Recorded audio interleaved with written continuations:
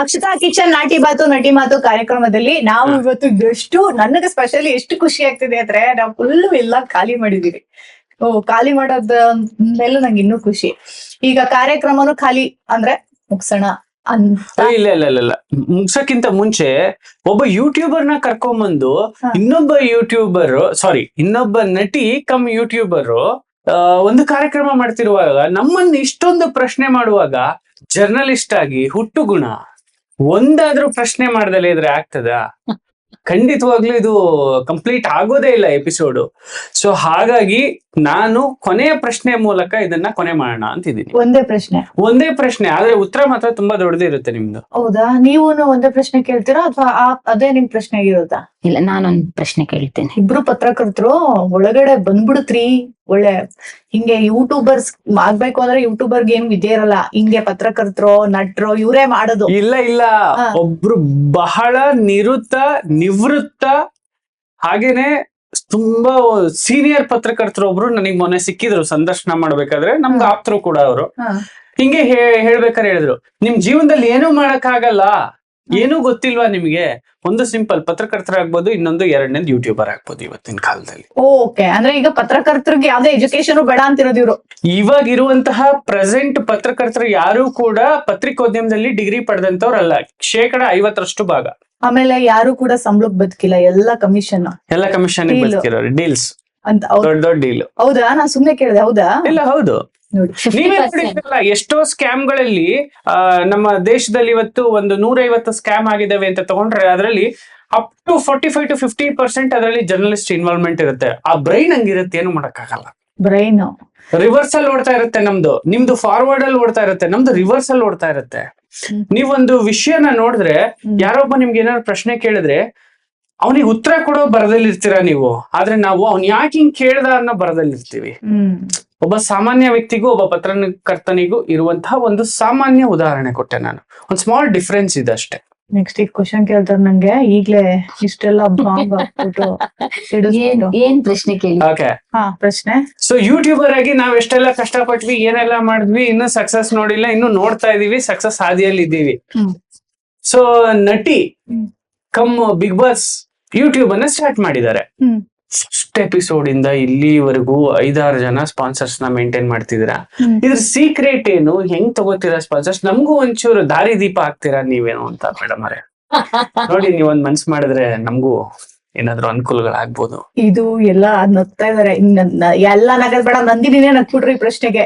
ನಗ್ತಾ ಇಲ್ಲ, ನಾನು ತಿಳ್ಕೊಬೇಕಂತ. ನೀವು ಯೂಟ್ಯೂಬ್ ಫೇಸ್ಬುಕ್ ಇಂದ ದುಡ್ಡು ತಗೊಂಡಿದ್ದೀರಲ್ವಾ, ಹಂಗೆ ಸ್ಪಾನ್ಸರ್ಸ್ ಹತ್ರನು ಅಷ್ಟೇ ದುಡ್ಡು ತಗೊಂಡಿರ್ತೀರಾ?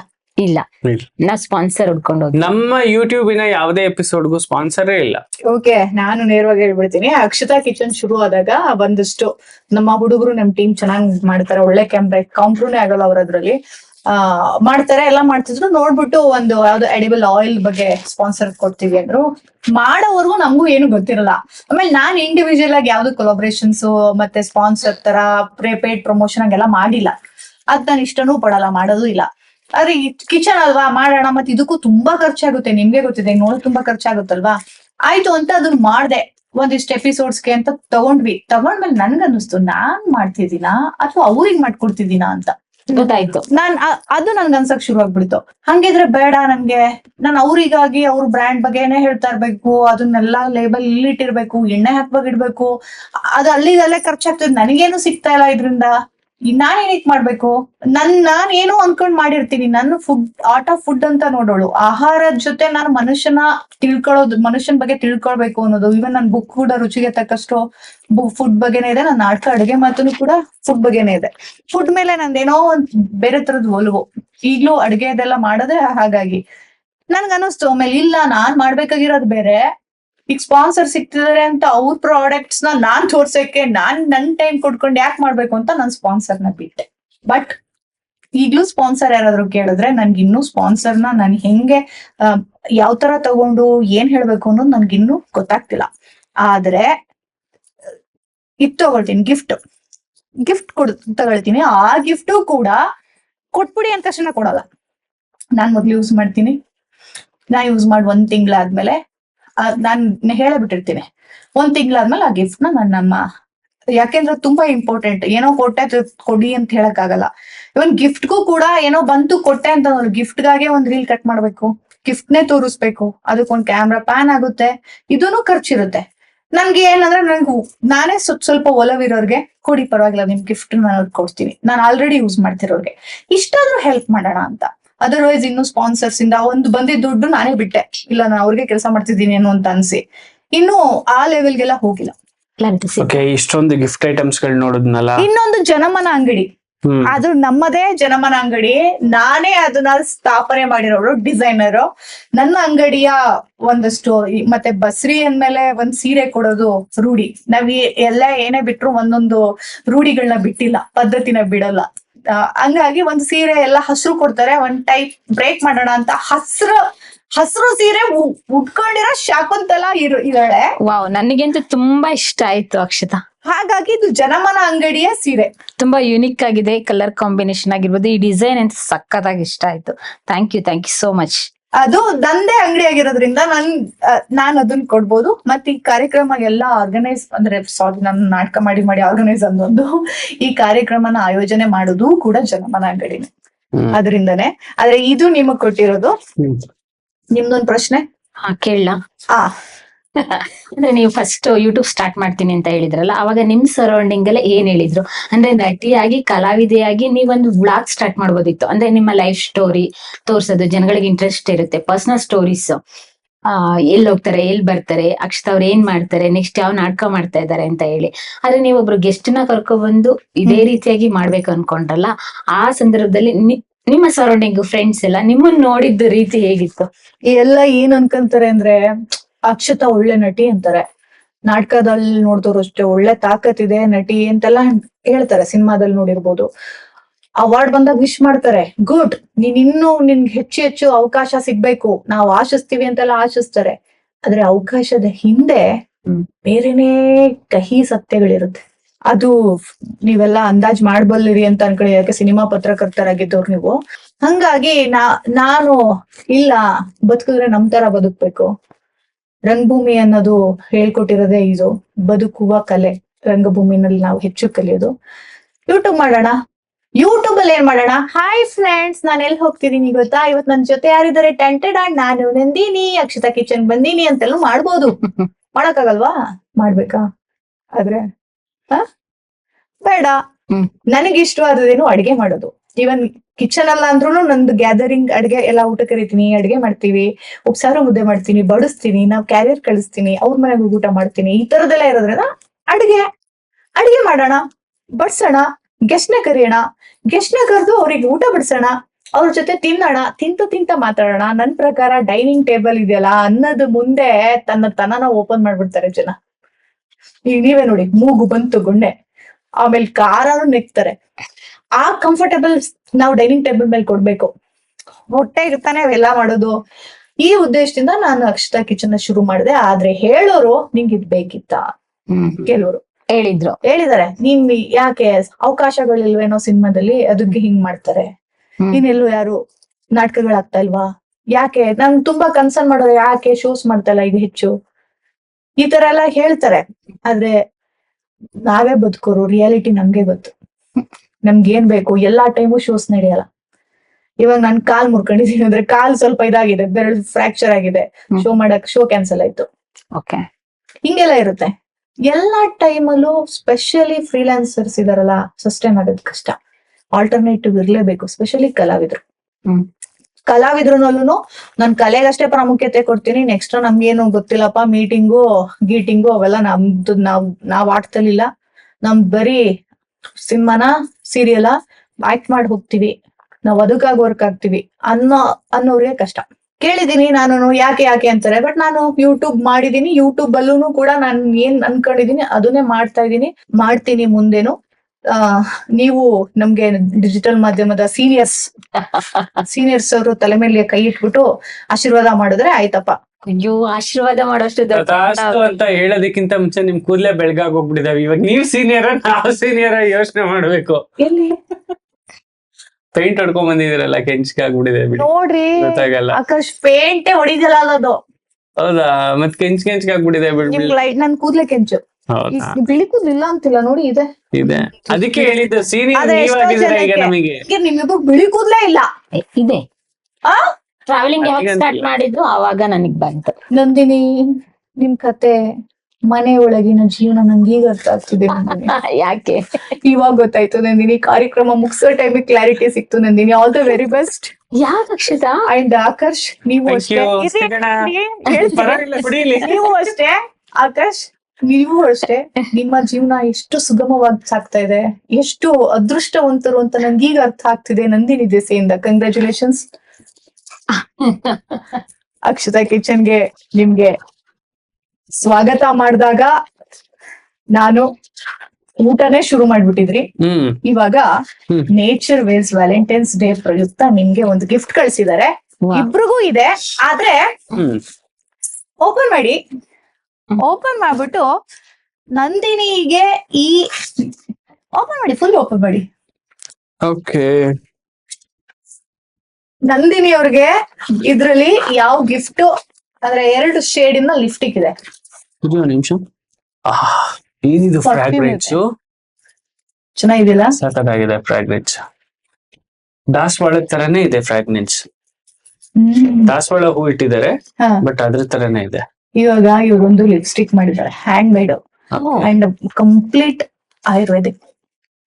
ಈ ಕಲರ್ ಇದೆ ಆಕರ್ಷಣೆ, ಆ ಕಲರ್ ಓಪನ್ ಮಾಡಿ. ನಂದಿನಿಗೆ ನೀವು ಯಾವ ಕಲರ್ ಲಿಪ್ಸ್ಟಿಕ್ ಅಲ್ಲಿ ನೋಡಕ್ ಇಷ್ಟಪಡ್ತೀರಾ? ಅಯ್ಯಯ್ಯೋ, ನಂದಿನಿ ನನ್ ಲಿಪ್ಸ್ಟಿಕ್ ಬೇಡ ಅಂತೀನಿ. ಹೌದಾ? ಹಂಗೆ ಕೊಡಲ್ಲ ಬಿಡಿ ನಂದಿನಿ, ಇಟ್ಕೊಂಡ್ಬಿಡ್ತೀವಿ ನಾವೇ. ನಂದಿನಿಗೆ ಹಾ. ಇದು ಹಚ್ಚಿದ್ರೆ ಸ್ಟ್ರಾಂಗ್ ಆಗ್ಬಿಡುತ್ತೆ, ಅದು ನ್ಯೂಡ್ ಇರೋದ್ರಿಂದ ಒಂದ್ ಸ್ವಲ್ಪ ಚೆನ್ನಾಗಿರುತ್ತೆ. ಸೊ ನಂದಿನಿ, ಈ ಲಿಪ್ಸ್ಟಿಕ್ ನೀವು ಆಲ್ರೆಡಿ ಹಚ್ಕೊಂಡ್ ಬಂದಿರೋದ್ರಿಂದ ಅವ್ರು ನಿಮ್ಗೆ ಹಚ್ಚಲ್ಲ. ಹ್ಮ್. ಇದು ಅವರೇ ನಿಮ್ ಕೈಯಾರೆ ಕೊಡ್ತಾರೆ. ಓಕೆ. ಅಯ್ಯೋ ಅಯ್ಯೋ ಅಯ್ಯೋ ಅಯ್ಯೋ, ಕ್ಯೂರಿಯಾಸಿಟಿ ರೀ ಗಂಡ್ ಮಕ್ಳಿಗೆ. ಯಾರು ಈ ಲಿಫ್ಟಿಗೆ ಕೊಟ್ಟೇ ಇರ್ಲಿಲ್ವೇನೋ ಕೈಗೆ ನೋಡಿ ಅಂತ ಇಲ್ಲ, ಅವ್ರಿಗೆ ಕಾಸ್ಮೆಟಿಕ್ಸ್ ಬಗ್ಗೆ ನನ್ಕಿಂತ ಜಾಸ್ತಿ ಅವ್ರಿಗೆ ಹೇಳಿದ್ರಲ್ಲ. ideas ಇದೆ. ಆಮೇಲೆ ಎಲ್ಲ ಚೀಪಾಗಿ ಸಿಗುತ್ತೆ ಅನ್ನೋದು ಅವ್ರಿಗೆ ಗೊತ್ತು, ಮತ್ತೆ ಎಲ್ಲ ತಂದ್ಕೊಡೋದು ಚೀಪ್ ಆಗಿರೋದೆ. ಇಲ್ಲ ಇಲ್ಲ ನೀವ್ ಹೇಳಿದೀರಾ? ಇಲ್ಲ ಇಲ್ಲ. ಓಕೆ, ನೆಕ್ಸ್ಟ್ ಈಗ ಅದೊಂದು ಲಿಪ್ ಬಾಮ್ ಇದೆ. ನಂದಿನಿ ಅವ್ರಿಗಷ್ಟೇ ಅಲ್ಲ, ನೀವು ಕೂಡ ಯೂಸ್ ಮಾಡ್ಬೋದು. ನಾನು ಯೂಸ್ ಮಾಡ್ಬೋದು. ಯಾವ ಫ್ಲೇವರ್ ಅಲ್ಲಿ ಇದೆ, ಯಾವ್ದು ಅರೋಮಾ ಅದು ಅಂತ ನೋಡಿ.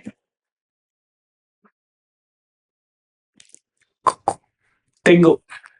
ನೋಡಿ ಅಲ್ಲಿ ಬರ್ದಿದೆ cocoa, natural wine lip balm. Nature's wine. ಇವರೆಲ್ಲ ಕೈಯಲ್ಲೇ ಮಾಡ್ತಾರೆ, ಎಲ್ಲ ನ್ಯಾಚುರಲ್ ಪ್ರಾಡಕ್ಟ್ಸ್ ಅಲ್ಲೇ ಮಾಡ್ತಾರೆ. ಹೌದಾ? ಹಾ, ನೀವು ಯೂಸ್ ಮಾಡಿ. ಸೊ ಇದು ಪರ್ಫ್ಯೂಮ್. ಓಕೆ. 3 ಫ್ರೇಗ್ರೆನ್ಸ್ ಇದೆ. ಇದ್ರಲ್ಲಿ ಆಕಾಶ್ ಅವ್ರಿಗೆ ಯಾವ್ದು ಇಷ್ಟ ಆಗ್ಬೋದು? ಕೊಕೊನಟ್ ಬೆಲ್ಲ. Golden duck wild rose. ಅವ್ರಿಗೆ ತುಂಬಾ ಸ್ಮೆಲ್ ಬರೋದು ಆತರ ತುಂಬಾ ಇಷ್ಟ ಆಗುತ್ತೆ. ಇದ್ರಲ್ಲಿ ಯಾವ್ದು ಅಷ್ಟು ಅವ್ರಿಗೆ ಬೇಡ, ನಿಮ್ಗೆ ಹೇಳಿ. ಅವ್ರು ಯಾವ ಕಲರ್, ಅವ್ರಿಗೆ. ಯಾವ ಫ್ರೇಗ್ರೆನ್ಸ್ ನಿಮ್ಗೆ ಇಷ್ಟ ಆಗುತ್ತೆ, ಯಾವ್ದು ಹಾಕಿದ್ರೆ? ಅವ್ರಾ ಅವ್ರ ಲಿಪ್ಸ್ಟಿಕ್ ಹೇಳಿಲ್ವಾ?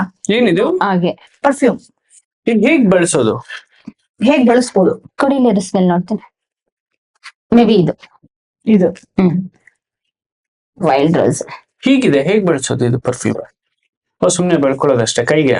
ಇದು ಕೈಗೆ ಅಥವಾ ಎಸ್, ಇದನ್ ಬಹಳ ಜನ ಹಾಕೊಂಡಿರೋದನ್ನ ನಾನು ನೋಡಿದೀನಿ, ಸ್ಮೆಲ್ ಮಾಡಿದೀನಿ. Nandini, Nandini cool, Nandini cool. ಅಲ್ಲ, ನನ್ನ ಫ್ರೇಗ್ರೆನ್ಸ್ ಸ್ಮೆಲ್ ನೋಡ್ಬೇಕಲ್ಲ ಅದಕ್ಕೆ. ಚೆನ್ನಾಗಿದೆ. ನೀವು ನೋಡಿಲ್ಲ ತಾನೆ? ನೀವ್ ಎಲ್ಲಿಂದ ಎಲ್ಲೆಲ್ಲಿಗೋ ಕನೆಕ್ಟ್ ಮಾಡ್ಕೊಂಡ್ರೆ ನಾವು ಏನು ನಾವೇನಿಲ್ಲ, ನಾನು ಮಾಡಕ್ಕಾಗಲ್ಲ. ಅವ್ರು ಕಣ್ಕೊಟ್ರು, ನಾನು ಕಣ್ಕೊಟ್ಟೆ. ಏನಾಯ್ತು ನಮ್ಮಿಬ್ರಿಗೆ ಗೊತ್ತಾಗಿಲ್ಲ. ಚೆನ್ನಾಗಿದೆ. ಚೆನ್ನಾಗಿದೆ. ನೆಕ್ಸ್ಟ್. ಎಸ್, ಇದಿಷ್ಟು ಅವ್ರು ನಿಮ್ಗೆ ಕೊಟ್ಟಿರೋದು. ಥ್ಯಾಂಕ್ ಅವರಿಗೆ ಯು. ನೇಚರ್ ವೆನ್ಸ್ ನೀವು ಥ್ಯಾಂಕ್ಸ್ ಹೇಳಿ. Thank you so much. ತುಂಬಾ ಚೆನ್ನಾಗಿದೆ ಫ್ರಾಗ್ರೆನ್ಸ್. Thanks for this. ಈ ಕಾಸ್ಮೆಟಿಕ್ಸ್ ಬೇಕು ಅಂತ ಅಂದ್ರೆ ಫ್ರೀ ಆಗಿ ಕೊಡ್ತಾ ಇದೀರಲ್ಲ? ನಿಮಗಲ್ಲ, ಆಡಿಯನ್ಸ್ಗೆ. ಹಂಗೆ ಆಡಿಯನ್ಸ್ ವೀಕ್ಷಕರಿಗೆ ಇದು ಬೇಕು ಅಂತ ಅಂದ್ರೆ ನೀವು ದಯವಿಟ್ಟು ಕೆಳಗಡೆ ಕಾಣಿಸ್ತಿರೋ ನಂಬರ್ಗೆ ಮತ್ತೆ ವೆಬ್ಸೈಟ್ ಲಿಂಕ್ ಇದೆ, ಅಲ್ಲೂ ಕೂಡ ಹೋಗಿ ಆರ್ಡರ್ ಮಾಡ್ಬೋದು. ಇವ್ರಿಗೂ ಏನೇನು ಫ್ರೀ ಆಗಿ ಕೊಟ್ಟಿಲ್ಲ. ಅಷ್ಟುದಿಂದ ಇಷ್ಟು ದೂರವರೆಗೂ ಅವರೇ ಪಾಕೆಟ್ ಇಂದ ದುಡ್ಡು ತೆಗೆದು ಪೆಟ್ರೋಲ್ ಹಾಕ್ಸ್ಕೊಂಡ್ ಬಂದಿದ್ದಾರೆ. ಅದು ಅಕ್ಷತನ ಮೇಲೆ ಇರುವಂತ ಪ್ರೀತಿಗೆ, ಅಭಿಮಾನಕ್ಕೆ. ಹೌದೌದೌದು, ಹಂಗಂತ ಏನಿಲ್ಲ. ಸೀರಿಯಸ್ಲಿ ಅಕ್ಷತನ್ ಮೇಲಿರೋ ಪ್ರೀತಿ ಮತ್ತೆ ಅಭಿಮಾನಕ್ಕೆ ಅಂತ ಹೇಳಿದ್ರು. ಎಂತ ಮಾಡೋಣ ಗೊತ್ತಾ? ಇರಿ ಒಂದ್ ನಿಮಿಷ. ಅದ್ರಲ್ಲ ಎಕ್ಸ್ಪರ್ಟ್. ಅಲ್ಲ ನಿನಗೆ ಕಷ್ಟನೆಲ್ಲ ಮೇಕಪ್ ಕಿಟ್ ಎಲ್ಲ ಜೋಡಿಸ್ಕೊಟ್ಬಿಡ್ತಾರಲ್ಲ. ಮುಂಚೆ ಮಾಡೋರು, ಇವಾಗ ಡಿಜಿಟಲ್ ಮಾಧ್ಯಮ ಸ್ಟಾರ್ಟ್ ಮಾಡಿದ್ರೆ ಯಾವ್ದಕ್ಕೂ ಟೈಮ್ ಇಲ್ಲ ಪಾಪ. ಊಟನಾದ್ರು ಮಾಡ್ತಾರೆ ಕರೆಕ್ಟ್ ಟೈಮ್ಗೆ? ಇಲ್ಲ, ಅದು ಇಲ್ಲ, ತಿನ್ನಿಸ್ತೀರಿ ನೀವು ಹೋಗಿ. ಊಟ ಬಿಟ್ಟೆ ಮೊನ್ನೆ ನೀವು ಲಾಸ್ಟ್ ಟೈಮ್ ಅಡ್ಮಿಟ್ ಆಗಿದ್ದು ಅದೇ ಕಾರಣಕ್ಕೆ ನೋಡಿ. ನಿಮ್ ಊಟ show ಬಿಟ್ಟ? ಬರ್ಬೇಕಿತ್ತು. ಊಟ ಬಿಟ್ಟ ವೀರ. ಅದನ್ನ ಟೈಟಲ್ ಕೊಡ್ಬೋದು, ಪಕ್ಕ ಕೊಡ್ಬೋದು. ಅಲ್ಲಿ ತಟ್ಟೆಲ್ ಊಟ ಬಿಟ್ಟು ಹಾಸ್ಪಿಟ್ಲ್ ಕಟ್ಟಿದ್ರಲ್ಲ ಬಿಲ್ಲು, ಹಾ ಅದ್ ಹೇಳಿ. ಅದಿಲ್ಲ ಅಂದ್ರೆ ಅವ್ರು ಹೆಂಗೆ ಅಂತ ಹೇಳಿದ್ರೆ ಕೆಲ್ಸ ಮುಗಿಯೋವರ್ಗುನು ಹಸ್ವೇ ಆಗಲ್ಲ. ಎಲ್ರು ಊಟನ ಅದೇ ರೀತಿ ಆಗಿರಲ್ಲ. ಎಲ್ಲಾರ್ಗು ಅದೇ. ಚೆನ್ನಾಗಿದೆ, ಕ್ಯೂಟ್ ಕ್ಯೂಟ್ ಆಗಿದೆ ಇದು. ವ್ಯಾಲೆಂಟೈನ್ಸ್ ಡೇ ಸ್ಪೆಷಲ್ ಅಂತ ಅಂದ್ಬಿಟ್ಟು ನನಗೆ ಯಾವ್ದೋ ಬೇರೆಯವರು ಅಂದ್ರೆ ನಂದಿನಿನ ಹೊರತುಪಡಿಸಿ ಯಾವ್ದೋ ಒಂದು ಹುಡುಗಿ first time Valentine's day gift ಕೊಡ್ತಿರೋದು. ಲೈಫ್ ಟೈಮ್ ಮರೆಯೋದಿಲ್ಲ. ನಂದಿನಿ ಏನೋ ಇದೆ ನಂದಿನಿ. ಅಲ್ಲ ಲೈಫ್ ಟೈಮ್ ಎಪಿಸೋಡ್ ನೋಡ್ಬಿಟ್ಟು ಮೂಗುತಿ ಚೆನ್ನಾಗಿದೆ ಮೂಗುತಿ ಚೆನ್ನಾಗಿದೆ ಮೂಗುತಿ ಚೆನ್ನಾಗಿದೆ ಅನ್ಕೊಂಡು ಮೂಗು ಚುಸಿರೋದು. ಇವಾಗ ನೋಡಿ ಯಾರು ಕೊಟ್ಟಿಲ್ಲ ನಾನ್ ಕೊಟ್ಟಿದ್ದೀನಿ ಅಂತ. ನಾನ್ ಕೊಟ್ಟಿಲ್ಲ, ನಾನ್ ಕೊಡ್ಸಿರೋದು ನನ್ ಕೈಲಿ. ಅಂದ್ರೆ ನನ್ ಬಿಟ್ಟು ಬೇರೆ ಯಾರ ಅಂಗಡಿಲಿ ಇರುತ್ತೆ, ಹಂಗಂತ ಅಂಗಡಿಯಲ್ಲಿರೋ ಆಂಟಿನೋಗ್ ಲವ್ ಮಾಡ್ತಾರೆ ಯಾರಾದ್ರು. ಕೊಟ್ಟಿರೋ ಹುಡ್ಗಿನಲ್ವಾ ಲವ್ ಮಾಡೋದು. ನಂದಿನಿ ನಂದಿನಿ ಎಲ್ಲೋ ಮಿಸ್ ಹೊಡಿತಿದೆ ನಂದಿನಿ. ಇಲ್ಲ, ಅವ್ರ ಯಾವಾಗ್ಲೂ ಅದೇ ರೀತಿ ಫನ್ ಆಗಿ ಮಾತಾಡ್ತಾ ಇರ್ತಾರೆ, ಈಸಿ ತರ. ಆಕ್ಚುಲಿ ಆತರ ಎಲ್ಲ ಆತರ ಫನ್ ಆಗಿರುವಂತಹ ಒಂದಷ್ಟು ಹ್ಯೂಮನ್ಸ್ ನಾವ್ ನೋಡ್ತೀವಿ. ಅವ್ರ ಜೊತೆ ಆರಾಮಾಗಿ ಏನು ಮನ್ಸ್ಕ್ ಹಾಕೊಳ್ಳಲ್ಲ ಇಂಥವ್ರೆಲ್ಲ. ನಂದಿನಿ ಔಟ್ ಯಾಕ್ರಿ ಹಿಂಗಂದ್ರಿ ಅಂತ ಕೇಳೋ ಕ್ಯಾರೆಕ್ಟರ್ನು ಅಲ್ಲ. ಇವ್ರು ನಿಂಗೆ ಏನಾದ್ರು ಬೇಜಾರಾಯ್ತೇನೆ ಅನ್ನೋ ಕ್ಯಾರೆಕ್ಟರ್ ಇಲ್ಲಿ ಹೋಗಿ ಇಲ್ಲಿ ಬಿಟ್ಬಿಡ್ತಾರೆ. ಏನು ತೊಂದ್ರೆ ಇಲ್ಲ. ಥ್ಯಾಂಕ್ ಯು ನೀವು ಅಕ್ಷತಾ ಕಿಚನ್ಗೆ ಬಂದಿದ್ದಕ್ಕೆ. ನೀವಿಬ್ರು ಕೂಡ ಅದ್ರಲ್ಲೂ ಇವ್ರು ಹೇಳಿದಾರೆ ಲಾಸ್ಟ್ ಎಪಿಸೋಡ್ ಅಲ್ಲಿ, ನೀವು ನಿಮ್ದೇ ಸ್ಟೈಲ್ ಅಲ್ಲಿ ಅಕ್ಷತಾ ಕಿಚನ್ ಸಬ್ಸ್ಕ್ರೈಬ್ ಮಾಡಿ ಅಂತ ಹೇಳ್ಬಿಡಿ. ನಂದೇ ಕಿಚನ್ ಇಲ್ಲ, ಅಕ್ಷತಾ ನಿಮ್ದೇ ಸ್ಟೈಲ್ ಅಲ್ಲಿ. ನಂದೇ ಸ್ಟೈಲ್ ಅಲ್ಲಿ ಬೇಕಾ? ನಾನು ಇಂಗ್ಲಿಷ್ ಅಲ್ಲ, ಮಿಕ್ಸ್ ಮಾಡಿ Kannada only, English Kannada only. Kannada ಉಳಿಸಿ ಕನ್ನಡ ಇಂಗ್ಲಿಷ್ ಮಾಡ್ಕೊಳ್ಳಿ. ಹಾ, ಸೊ ಇಷ್ಟೊತ್ತು ನೀವು ನೋಡಿದ್ರಿ, ತುಂಬಾ ಚೆನ್ನಾಗಿ ಅಕ್ಷತಾ ಅವರು ನಿರೂಪಣೆ ಮಾಡಿ ಕಾರ್ಯಕ್ರಮವನ್ನ ಯಶಸ್ವಿಯಾಗಿ ನಡೆಸ್ಕೊಟ್ಟಿದ್ದಾರೆ. ಸೊ ತಪ್ಪದೇ ಸಬ್ಸ್ಕ್ರೈಬ್ ಮಾಡಿ ಅಕ್ಷತಾ ಕಿಚನ್ ಯೂಟ್ಯೂಬ್ ಚಾನಲ್. ಇನ್ನೂ ತುಂಬಾ ಒಳ್ಳೊಳ್ಳೆ ಕಂಟೆಂಟ್ ಗಳನ್ನ ಮಾಡ್ತಿರ್ತಾರೆ, ಕ್ರಿಯೇಟಿವ್ ಆಗಿ ಯೋಚನೆ ಮಾಡ್ತಿರ್ತಾರೆ. ಇನ್ನೂ ಒಂದಷ್ಟು ಜನರಿಗೆ ಅದ್ ಏನೇನ್ ತಿನ್ಸ್ತಾರೋ ಗೊತ್ತಿಲ್ಲ, ಅದನ್ನೆಲ್ಲ ನೀವೇ ಕಣ್ತುಂಬಾ ನೋಡಿ ಕಣ್ತುಂಬ್ಕೊಳ್ಳಿ. Thank you. ಓಕೆ ನಂದಿನಿ ಅವರೇ, ಈಗ ಕಾರ್ಯಕ್ರಮ ಮುಗಿಸೋಕ್ಕೂ ಮೊದಲು ಒಂದ್ ಪ್ರಶ್ನೆ ಇದೆ. ನೀವು ಬಿಗ್ ಬಾಸ್ ಹೋಗೋಕ್ಕೂ ಮೊದಲು ಅಶ್ವಿನಿ ಗೌಡರ್ನ ಹೋಗ್ಬಿಟ್ಟು ಅವ್ರ ಲೈಫ್ ಸ್ಟೈಲ್ ಬಗ್ಗೆ ಶೂಟ್ ಮಾಡ್ತೀರಾ ಡಿಜಿಟಲ್ ಮಾಧ್ಯಮದಲ್ಲಿ. ಸಿಕ್ಕಾಪಟ್ಟೆ ಮಿಲಿಯನ್ಸ್ ಗಿಟ್ಲೆ ಹೋಗ್ಬಿಡುತ್ತೆ. ಹೌದು, ಅವರು ಬಿಗ್ ಬಾಸ್ಗೂ ಹೋಗ್ತಾರೆ. ಏನು ಎಲ್ಲರಿಗೂ ಒಂದ್ ಕ್ವಶನ್ ಇರೋದೇನು ಅಂದ್ರೆ, ಅವರು ನಿಮ್ಮನ್ನ ಕರ್ಸ್ಕೊಂಡು ಪೇ ಮಾಡಿ ಶೂಟ್ ಮಾಡಿಸ್ಕೊಂಡಿದ್ದ ಅಂತ. ಇಲ್ಲ ಆ ತರ ಏನು ಇಲ್ಲ. ಯಾಕೆಂದ್ರೆ ನಾನು ಅಶ್ವಿನಿ ಗೌಡ ಅವರು ನನಗೆ ಮುಂಚೆಯಿಂದಲೂ ಗೊತ್ತು, 7-8 ವರ್ಷದಿಂದಲೂ ಗೊತ್ತು. ನಾನೇ ಇವಾಗ ಜರ್ನಲಿಸಂಗೂ ಎಂಟ್ರಿ ಕೊಟ್ಟೆ. ಅವ್ರನ್ನ ಕಾರವೇ ಎಲ್ಲಿ ನೋಡಿ ಅವರ ಆಕ್ಟಿವಿಟೀಸ್ ಎಲ್ಲ ನೋಡಿ ಇದ್ ಮಾಡಿದೆ. ಕೆಲವೊಂದು ಪತ್ರಿಕೆ ಲೇಖನದಲ್ಲಿ ಹೋರಾಟ ಬಂದಾಗ, ಕನ್ನಡ ಪರ ಹೋರಾಟ ಬಂದಾಗ ಅವ್ರ ಕಾಂಟ್ಯಾಕ್ಟ್ ನಂಬರ್ ಎಲ್ಲ ಶೇರ್ ಆಗಿತ್ತು, ಹಾಗೆ ಇತ್ತು. ಮತ್ತೆ ನಾನ್ ಡಿಜಿಟಲ್ ಮಾಧ್ಯಮ ಸ್ಟಾರ್ಟ್ ಮಾಡಿದಾಗ ಯಾವಾಗ್ಲೂ ಟ್ರಾವೆಲಿಂಗ್ ಸ್ಟೋರೀಸ್ ಮಾಡ್ತಾ ಇರ್ತೀನಲ್ಲ. ಬೆಂಗಳೂರಲ್ಲಿ ಇದ್ದಾಗ ಬೆಂಗಳೂರಲ್ಲಿ ಒಂದು 10 ದಿನ ಇರೋದೇ ಹೆಚ್ಚು. ನಾನು ತಿಂಗಳಲ್ಲಿ ಒಂದು 20 ದಿನ ಹೊರಗಡೆನೆ ಇರ್ತಾ ಇದ್ದೆ. ಆಗ 10 ದಿನದಲ್ಲಿ ಅಪ್ಪಿತಪ್ಪಿ ಯಾರಾದ್ರು ಬೆಂಗಳೂರಲ್ಲಿ ಇರೋಂತ ಸೆಲೆಬ್ರಿಟೀಸ್ ಅಂದ್ರೆ ಬೇರೆ ಬೇರೆ ಫೀಲ್ಡ್ ಅಲ್ಲಿ ಇರೋರು ಸಿಗ್ತಾರ ಅಂತ ಕಾಲ್ ಮಾಡಿದಾಗ ಅಶ್ವಿನಿ ಗೌಡ ಅವ್ರಿಗೂ 1 ವರ್ಷದಿಂದನೇ ಕಾಲ್ ಮಾಡಿದ್ದೆ. ಮೇಡಮ್ ಮಾಡೋಣ ನಿಮ್ದೊಂದು ಇಂಟರ್ವ್ಯೂ ಅಂತ. ಅಯ್ಯೋ ನಂದಿನಿ ಸದ್ಯಕ್ಕೆ ಬೇಡ ಅಂತ ಹೇಳಿದ್ರು. ಒಂದ್ಸತಿ ನಾನೇನ್ ಮಾಡ್ದೆ ಅಂತ ಹೇಳಿದ್ರೆ, ಅವ್ರಿಗೆ ಗೊತ್ತಿಲ್ಲ ನಂಗೆ ಬಿಗ್ ಬಾಸ್ಗೆ ಹೋಗ್ತಾ ಇದಾರೆ, ಏನು ಗೊತ್ತಿಲ್ಲ. ಬಾಗ್ಲಕೋಟೆಯಲ್ಲಿ ಗೊತ್ತಿಲ್ಲ, ಅವ್ರಿಗೂ ಗೊತ್ತಿಲ್ಲ, ನನ್ಗೆ ಈ ವಿಷಯನೇ ಗೊತ್ತಿಲ್ಲ. ಬಾಗ್ಲಕೋಟೆಯಲ್ಲಿ ಇದ್ದೆ. ಅವಾಗ ಅವ್ರದ್ದು ಎಲ್ಲ ಪೋಸ್ಟ್ ಯಾವ್ದೊಂದು ಪಾಪಪ್ ಆಯ್ತು. ಅದೇ ಸಮಯಕ್ಕೆ ಅವ್ರು ಕಾಲ್ ಮಾಡಿದ್ರು ನನ್ಗೆ. ಅಂದ್ರೆ ಅವರು ನನ್ಗೆ ಕನ್ನಡ ಪರ ಹೋರಾಟಗಾರ್ತಿಯಾಗಿ ಎಲ್ಲ ನೋಡಿದ್ರು ಕೂಡ ನನ್ಗೆ ಒಂದ್ ರೀತಿಯಾಗಿ ಫ್ಯಾಮಿಲಿ ಫ್ರೆಂಡ್ ತರ. ಅವಾಗ ಒಂದ್ 6 ತಿಂಗಳಿಗೆ ಒಂದ್ಸತಿ ಕಾಲ್ ಮಾಡಿ ಯಾವ್ದಾದ್ರು ಒಂದು ಹಿಸ್ಟ್ರಿ ವಿಡಿಯೋಸ್ ನೋಡಿದಾಗ, ನಂದಿನಿ ನೀನ್ ತುಂಬಾ ಚೆನ್ನಾಗ್ ಮಾಡ್ತಾ ಇದೀಯ ಅಮ್ಮ, ತುಂಬಾ ಅಂದ್ರೆ ಲೇಡೀಸ್ ಆಗಿ ಯಾವ್ದೊಂದು ಮೂಲೆಗೆ ಹೋಗಿ ಮಾಡ್ತೀಯಲ್ಲ, ಎಷ್ಟೊಂದು ಕನ್ನಡ ಪರ ವಿಚಾರಗಳು ನಮಗೆ ಅದ್ ನಿನ್ ವಿಡಿಯೋದಿಂದಲೂ ಗೊತ್ತಾಗ್ತಾ ಇದೆ. ಬೆಳಗಾವಿಲೆಲ್ಲ ಯಾವ ರೀತಿ ಇದೆ ಸ್ಥಿತಿಗತಿಗಳು ಅಂತ ಎಲ್ಲ ಹೇಳಿ ಅಂತ ಹೇಳಿ ಕಾಲ್ ಮಾಡಿ ಎಲ್ಲ ಅಪ್ರಿಶಿಯೇಟ್ ಮಾಡ್ತಾ ಇದ್ರು. ಈವನ್ ಟ್ರೋಲ್ ಆದಾಗ್ಲೂ ಕೂಡ ನನಗೆ ಕಾಲ್ ಮಾಡಿ ಹೇಳಿದ್ರು. ಹಂಗೆ ಪರಿಚಯ ಇತ್ತು. ಅದೇ ಸಮಯಕ್ಕೆ ಒಂದ್ಸಲ ಯಾವಾಗ್ಲಾದ್ರೂ ಬೆಂಗಳೂರಿಗೆ ಬಂದಾಗ ನೀನ್ ಹೇಳು, ನಾನು ಮಾಡ್ತೀನಿ, ಇಂಟರ್ವ್ಯೂ ಕೊಡ್ತೀನಿ ಅಂತ ಹೇಳಿದ್ರು. ಮೇಡಮ್ ನಂಗೆ ಯಾರಿಗೂ ಕೊಡ್ಬೇಡಿ ಮೇಡಮ್, ನನ್ಗೆ ಕೊಡಿ ಅಂತ ಹೇಳಿದೆ. ನಿಮ್ದು ಎಕ್ಸ್ಕ್ಲೂಸಿವ್ ಮಾಡೋಣ ಅಂತ ಹೇಳಿದೆ. ಗೊತ್ತಿಲ್ಲ ಬೇರೆ ಚಾನಲ್ ಎಲ್ಲ ಟ್ರೈ ಮಾಡಿದ್ರ ಏನು ಅಂತ ಗೊತ್ತಿಲ್ಲ. ಬಾಗಲಕೋಟೆಲಿ ಇದ್ದಾಗ ನಾನೇ ಮಾಡಿದೆ, ಮೇಡಮ್ ಬೆಂಗಳೂರಿಗೆ ಬರ್ತಾ ಇದ್ದೀನಿ, ಮಾಡ್ಬೋದಾ ನಿಮ್ದು ಇಂಟರ್ವ್ಯೂ ಅಂತ ಹೇಳಿದೆ. ನಂದಿನಿ ಈ ಟೈಮ್ ಅಲ್ಲ ಅಂದ್ರು. ಸರಿ ಮೇಡಮ್ ಅಂತ ಹೇಳಿದೆ. ಅವ್ರೇನೋ ಸಿನಿಮಾದ್ದು ಏನೋ ಪ್ರಮೋಷನ್ ಅದು ಇದು ಮಾಡ್ಬೇಕು ಅಂತ ಏನೇನೋ ಪ್ಲಾನ್ ಮಾಡಿದ್ರು, ಹೊಸ ಸಿನಿಮಾ ಮಾಡೋಣ ಅಂತ ಏನೇನೋ. ಅಲ್ಲ ಮೇಡಮ್ ನಿಮ್ ಲೈಫ್ ಸ್ಟೋರಿ ಮಾಡ್ತೀನಿ, ನಿಮ್ ಹೋಮ್ ಟೂರ್ ಮಾಡ್ತೀನಿ ಕಾನ್ಸೆಪ್ಟ್ ಅಂತ ಹೇಳಿದ್ರು. ಸರಿ ಆಯ್ತು ಅಂತ ಹೇಳಿ ನಾನ್ ಬಾಗಲಕೋಟೆಯಿಂದ ಬಂದು 1 ತಿಂಗಳಾದ್ಮೇಲೆ ಮರ್ತೇ ಹೋಗಿತ್ತು. ಮತ್ತೆ ರಿಪೀಟ್ ಅವರೇ ಕಾಲ್ ಮಾಡಿದ್ರು, ಬಾ ನಂದಿನಿ ನಾನು ಇವಾಗ ಫ್ರೀ ಇದ್ದೀನಿ ಅಂತ ಹೇಳಿ. ಸರಿ ಆಯ್ತು ಅಂತ ಹೇಳಿ ಅವತ್ತು ಹೋಗ್ಬೇಕಿತ್ತು. ಅವತ್ತು ಅವ್ರ ಮನೇಲಿ ಯಾರೋ ಡೆತ್ ಆಗಿದ್ರು, ಪೋಸ್ಟ್ಪೋನ್ ಆಯ್ತು. 3 ದಿನ ಆದ್ಮೇಲೆ ಹೋದೆ. ಮುಕ್ತವಾಗಿ ಅವರು ಫ್ಯಾಮಿಲಿ ಬಗ್ಗೆ ಮನೆ ಬಗ್ಗೆ ಎಲ್ಲ ಹೇಳ್ಕೊಂಡ್ರು ಅಷ್ಟೇ. ಈವನ್ ಅವಾಗ್ಲೂ ನಮಗೆ ಅಶ್ವಿನಿ ಮೇಡಮ್ ಹೇಳ್ನಿಲ್ಲ ಬಿಗ್ ಬಾಸ್ಗೆ ಹೋಗ್ತಾ ಇದ್ದೀನಿ, ಹೇಳೇ ಇಲ್ಲ, ಹೇಳ್ನೇ ಇಲ್ಲ, ಹೇಳು ಇಲ್ಲ, ನಿಮ್ಗೆ ಗೊತ್ತು ಇಲ್ಲ, ಪೇಡ್ ಪ್ರಮೋಷನ್ ಅಲ್ಲ. ಸಾಧ್ಯನೇ ಇಲ್ಲ. ಓಕೆ, ಅವ್ರು ಇವಾಗ ಗೆಲ್ಲಿಲ್ಲ, ಬಟ್ ಯಾವ ಫಿಮೇಲ್ ಕಂಟೆಸ್ಟೆಂಟ್ ಒಬ್ರು ಬಿಟ್ಟು ಗೆದ್ದಿಲ್ಲ. ಅವ್ರು ಗೆಲ್ಲಿಲ್ಲ ಅಂತ ಅಂದಾಗ ನಿಮಗ್ ಬೇಜಾರಾಯ್ತಾ? ಹೇಗೆ ಅಂದ್ರೆ ಅವರು ನನ್ಗೆ ಅವ್ರನ್ನ ಸೆಕೆಂಡ್ ಪ್ಲೇಸ್ ಅಲ್ಲಿ ಆದ್ರೂ ನೋಡ್ಲಿಕ್ಕೆ ಇಷ್ಟಪಟ್ಟಿದೆ ಪರ್ಸನಲಿ ನನ್ಗೆ. ಅಂದ್ರೆ ಒಬ್ರು ಕನ್ನಡ ಪರ ಹೋರಾಟಗಾರ್ತಿಯಾಗಿ ಇಷ್ಟು ವರ್ಷ ಅವ್ರೆಷ್ಟು ನಮ್ಮ ಚಾನಲ್ ಇಂದ ಫೇಮಸ್ ಆಗಿಲ್ಲ, ಅವರು ಆಲ್ರೆಡಿ ಫೇಮಸ್ ಆದವ್ರನ್ನ ನಾವು ಅವ್ರ ಲೈಫ್ ಸ್ಟೋರಿ ತೋರಿಸಿದೀನಿ ಅಷ್ಟೇ. ಅಶ್ವಿನಿ ಗೌಡ ಅವರು ಕನ್ನಡ ಪರ ಹೋರಾಟಗಾರ್ತಿಯಾಗಿ, ನಿರ್ಮಾಪಕಿಯಾಗಿ, ನಿರ್ದೇಶಕಿಯಾಗಿ ಮತ್ತೆ ಹಲವಾರು ಸಿನಿಮಾಗಳನ್ನ ಮಾಡಿದ್ದಾರೆ, ಸೀರಿಯಲ್ ಮಾಡಿದ್ದಾರೆ. ಎಷ್ಟೊಂದು ಸೀರಿಯಲ್ಗಳು ಸೂಪರ್ ಹಿಟ್ ಆಗಿದೆ. ಸಿನಿಮಾಗಳಲ್ಲಿ ಬಂದಂತ ಪಾತ್ರಗಳನ್ನ ಕೂಡ ಇವಾಗ ಜನಗಳು ನೆನ್ಪಿಟ್ಕೊಂಡಿದ್ದಾರೆ. ಅಂತದ್ರಲ್ಲಿ ನಮ್ಮಿಂದ ನಮ್ ಚಾನಲ್ ಇಂದ ಆಯ್ತು ಅನ್ನೋದೆಲ್ಲ ಸುಳ್ಳು ಸುಳ್ಳು ಸುಳ್ಳು. ಅವ್ರ ವ್ಯಕ್ತಿತ್ವನ ನೀವು ಹತ್ರದಿಂದ ನೋಡಿದೀರಾ? ಖಂಡಿತ. ನೈಸ್. ತುಂಬಾ ತುಂಬಾ ಸಾಫ್ಟ್, ತುಂಬಾ ಕಾಮ್ ಆಗಿರ್ತಾರೆ, ತುಂಬಾ ಕೂಲ್ ಆಗಿರ್ತಾರೆ. ಅವ್ರ ಸಹವಾಸಕ್ ಬಂದ್ರೆ ಯಾರನ್ನು ಬಿಡಲ್ಲ, ಬಟ್ ಬೇರೆ ಸಹವಾಸಕ್ಕೆ ಅವ್ರು ಹೋಗೋದೇ ಇಲ್ಲ. ಅಲ್ಲಿ ಬಿಗ್ ಬಾಸ್ ಅಲ್ಲಿ ನಾನು ಫುಲ್ ಎಪಿಸೋಡ್ ನೋಡಿಲ್ಲ, ಪ್ರೋಮೋಗಳು ನೋಡಿದ್ದೀನಲ್ಲ. ಸ್ಟಾರ್ಟಿಂಗ್ ಎಲ್ಲ ಅವ್ರ ಬಗ್ಗೆ ಎಲ್ಲ ಏನೋ ಗಾಸಿಪ್ ಎಲ್ಲ ಮಾತಾಡ್ತಾ ಇದ್ರಲ್ಲ, ಅಯ್ಯೋ ಅಶ್ವಿನಿ ಗೌಡರು ನಾವು ನೋಡಿದ್ದೇ ಬೇರೆ ರೀತಿಯಾಗಿ, ಇಲ್ಲಿರೋದೇ ಬೇರೆ ರೀತಿಯಾಗಿ. ಒಂದ್ ಶೋ ಅಂದ್ಮೇಲೆ ಹೇಗಿರುತ್ತೆ ಅಂತ ನಿಮ್ಗೆ ಗೊತ್ತಿರುತ್ತೆ. ಯಾಕೆಂದ್ರೆ ಅಲ್ಲಿ ಹೊರಗಡೆ ಪ್ರಪಂಚನೇ ಇರಲ್ಲ, ಒಳಗಡೆ ಅಷ್ಟೇ. ಆ ಮೈಂಡ್ ಸೆಟ್ ಅಲ್ಲೇ ಆಟ ಆಡ್ಬೇಕು. ಅದ್ರಲ್ಲಿ ಅಪ್ ಅಂಡ್ ಡೌನ್ಸ್ ಇದ್ದೇ ಇರುತ್ತೆ. ವ್ಯಕ್ತಿತ್ವಗಳು ಒಂದ್ಸತಿ ಮೇಲೆ ಹೋಗುತ್ತೆ, ಕೆಳಗಡೆ ಬರುತ್ತೆ. ಅದ್ರೂ ಹೊರತುಪಡಿಸಿ ಅಶ್ವಿನಿ ಗೌಡರೇ ಕರೆದು ಫೈಟ್ ಕೊಟ್ಟು ಸಾಧ್ಯನೇ ಇಲ್ಲ. ಆದ್ರೆ ಅಶ್ವಿನಿ ಗೌಡ ಅವ್ರ ಹತ್ರ ನಾವ್ ₹1 ನಿರೀಕ್ಷೆ ಮಾಡಿಲ್ಲ. ಅವರು ನಮ್ಗೆ ಕೊಡಿ ಅಂತೆಲ್ಲೂ ಕೇಳಿಲ್ಲ. ಆ ಥಾಟೇ ಇಲ್ಲ ನಮ್ಗೆ ಅವರಿಂದ ದುಡ್ಡು ತಗೊಂಡು ಇಂಟರ್ವ್ಯೂ ಮಾಡ್ಬೇಕಂತ. ಯಾಕಂದ್ರೆ ಎಷ್ಟೋ ಜನ ಸೆಲೆಬ್ರಿಟೀಸ್ ಮಾಡಿದ್ವಿ, ಯಾರ ಹತ್ರ ನಾವು ದುಡ್ಡು ಇಸ್ಕೊಂಡಿಲ್ಲ. ಅದೇ ರೀತಿಯಾಗಿ ಅಶ್ವಿನಿ ಗೌಡ ಅವ್ರದ್ದು ಇಂಟರ್ವ್ಯೂ ಮಾಡಿದ್ರು. ನಿಜ ಹೇಳ್ಬೇಕಂತ ಹೇಳಿದ್ರೆ ಎಷ್ಟು ಬೂಮಲ್ ಹೋಯ್ತು ಅಂದ್ರೆ ಅಶ್ವಿನಿ ಗೌಡ ಅವ್ರದ್ದು ನಮ್ದಲ್ಲಿ ಎಷ್ಟಾಯ್ತು ಅಂತ ಅದ್ರ ಬಗ್ಗೆ ಆಕಾಶ್ ಅವ್ರು ಮಾತಾಡ್ತಾರೆ. ಅದು ವೀಕ್ಷಕರ ಒಂದ್ ಮಾತು ಹೇಳ್ತೀನಿ, ಅಶ್ವಿನಿ ಗೌಡ ಅವ್ರ ಬಗ್ಗೆ ಹತ್ರದಿಂದ ನೋಡಿ ಮುಕ್ತವಾಗಿ ಇಂಟರ್ವ್ಯೂ ತಗೊಂಡ ನಂದಿನಿ ಅವ್ರ ಕಣ್ಣಲ್ಲಿ ಒಂದ್ ಹೊಳಪಿತ್ತು, ಒಂದ್ ಖುಷಿ ಇತ್ತು, ಒಂದು ಏನ್ ಹೇಳ್ತಾರೆ ಆ ಹೆಂಗಸಿನ ಬಗ್ಗೆ ಒಂದು ಚಿತ್ರಣ ಇತ್ತು. ಆದ್ರೆ ಬಿಗ್ ಬಾಸ್ ಅನ್ನೋ ಹತ್ರದಿಂದ ರಿಯಲ್ ಲೈಫ್ ಅಲ್ಲಿ ನೋಡಿದವರು ಅಷ್ಟು ಖುಷಿಯಾಗಿ ಹೇಳ್ತಾರೆ ಅಂದ್ರೆ ಇನ್ನು ರೀಲ್ ಅದು ನೀವು ನೋಡಿದ್ದು. ಅದ್ರಲ್ಲಿ ನೀವು ಅವ್ರನ್ನ ನೋಡಿ ಜಡ್ಜ್ ಮಾಡ್ಬೇಡಿ, ಕೆಳಗಡೆ ಎಲ್ಲ ಕೆಟ್ಟ ಕಮೆಂಟ್ ಹಾಕ್ಬೇಡಿ. ಅವರು ಒಬ್ರು ತಾಯಿ, ಅವರು ಒಬ್ರು ಹೆಣ್ಮಗಳು, ತುಂಬಾ ಸ್ಟ್ರಾಂಗ್. ಅಂದ್ರೆ ಮನೆಗೆ ಹೋದಾಗ್ಲೂ ನೋಡಿದ್ನಲ್ಲ, ಯಾಕೆಂತ ಹೇಳಿ ಅವ್ರ ಪರ್ಸನಲ್ ಲೈಫ್ ಅಲ್ಲಿ ಏನೇ ಆಗಿರ್ಬೋದು. ಅದರಿಂದ ಇವಾಗ ಹೋರಾಟ ಅಂತ ಬಂದಾಗ ಎಲ್ರು ಏನ್ ಹೇಳ್ತಾರೆ, ಕನ್ನಡ ಪರ ಹೋರಾಟಗಾರರು ಅಂತ ಹೇಳಿದಾಗ ದುಡ್ಡಿಗೋಸ್ಕರ ಹೋರಾಟ ಮಾಡ್ತಾ ಇದ್ದಾರೆ, ರೋಲ್ ಕಾಲ್ ಗಿರಾಕಿಗಳ ಅಂತ ಹೇಳ್ತಾರಲ್ಲ. ಕೆಲವೊಬ್ರು ಟ್ರೋಲ್ ಮಾಡೋದ್ ನಾನ್ ನೋಡಿದೀನಿ. ಆದ್ರೆ ಅಶ್ವಿನಿ ಗೌಡ ಅವ್ರಿಗೆ ಆ ರೀತಿಯಾದಂತ ಯಾವುದೇ ಕುಂದು ಕೊರತೆಗಳಿಲ್ಲ.